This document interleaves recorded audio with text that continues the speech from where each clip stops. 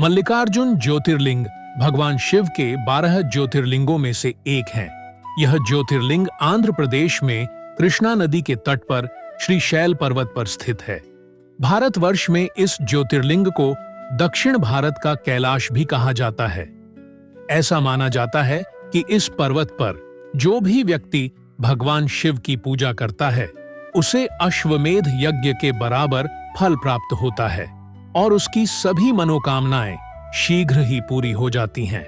पौराणिक कथा के अनुसार जब गणेश जी और कार्तिकेय जी विवाह योग्य हुए तो एक दिन शिव जी और देवी पार्वती ने सोचा कि अब इन दोनों पुत्रों का विवाह करा देना चाहिए। दोनों पुत्रों के विवाह का विचार आने के बाद शिव पार्वती ने कार्तिकेय और गणेश जी को बुलाया।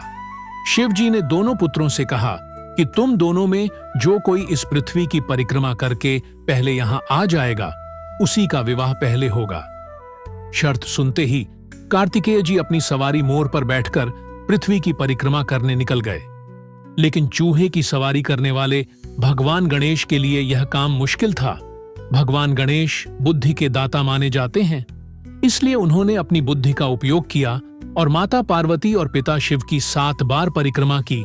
इस तरह गणेश जी पृथ्वी की परिक्रमा से प्राप्त होने वाले फल के अधिकारी बन गए।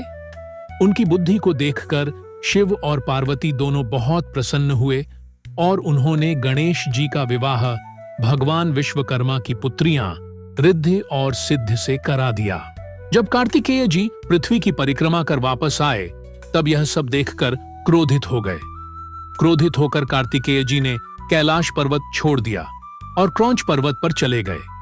उन्हें मनाने के लिए शिव पार्वती ने नारद जी को वहां भेजा, लेकिन कार्तिकेय नहीं माने। फिर पुत्र मोह में माता पार्वती और शिव जी उनके पास उन्हें लेने गए तो उन्हें देखकर कार्तिकेय जी वहां से पलायन कर गए। इस बात से हताश माता पार्वती वहीं बैठ गईं। वहीं भगवान शिव भी ज्योतिर्लिंग के रूप में प्रकट हुए। इसके बाद से ही इस जगह को मल्लिकार्जुन ज्योतिर्लिंग के नाम से जाना जाने लगा।